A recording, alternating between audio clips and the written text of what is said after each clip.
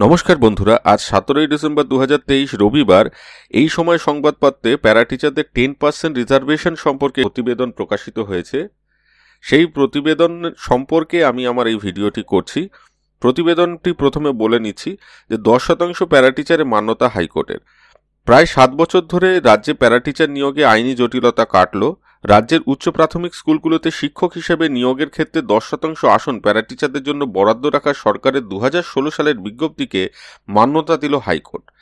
বিচারপতি মৌসুমী ভট্টাচার্য শুক্রবার তার রায়ে বলেন, প্যারা টিচার বা পার্শ্ব শিক্ষকদের জন্য সংরক্ষণ সরকারের নীতিগত সিদ্ধান্ত, এতে হস্তক্ষেপ করবে না আদালত।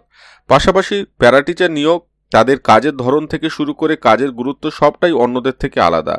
তাই 2017 সাল থেকে স্পেশাল এডুকেটর, সম্প্রসারক, সম্প্রসারিকা, মুখ্য সহায়ক এবং সহায়িকাদের দায়ের করা সব মামলা খারিজ করে দেয় হাইকোর্ট। একই সঙ্গে বিচারপতি ভট্টাচার্য প্যারা টিচারদের নিয়োগের ক্ষেত্রে হাইকোর্টের স্থগিতাদেশও প্রত্যাহার করে নিয়েছেন।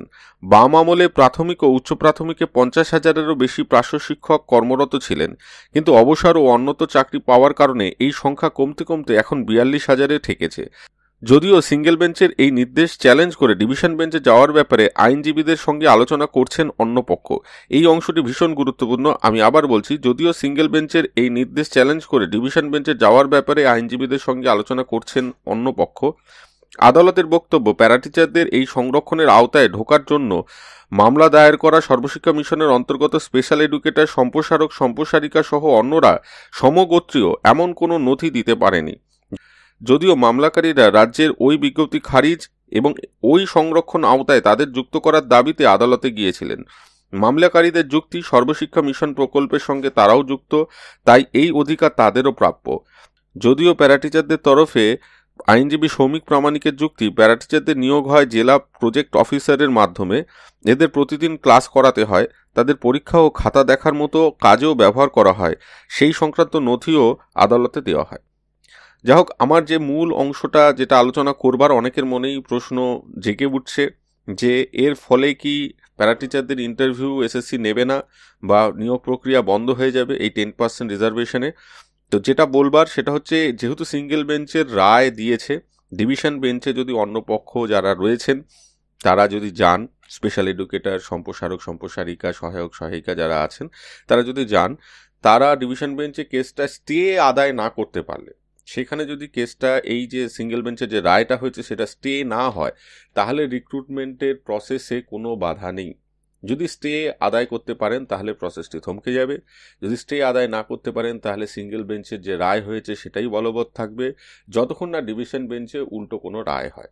অর্থাৎ ডিভিশন বেঞ্চে গেলেই যে প্যারা টিচারদের রিক্রুটমেন্টটা বন্ধ হয়ে যাবে এমন নয়।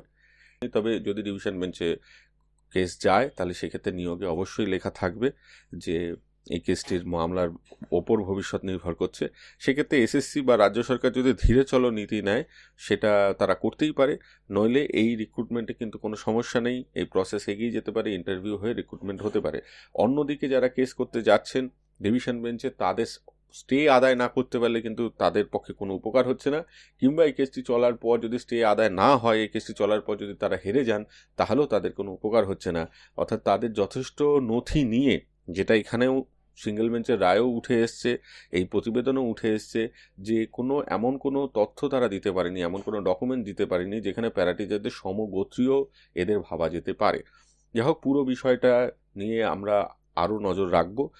আজকে আপাতত এইটুকুই। সকলে ভালো থাকবেন, সুস্থ থাকবেন, ধন্যবাদ।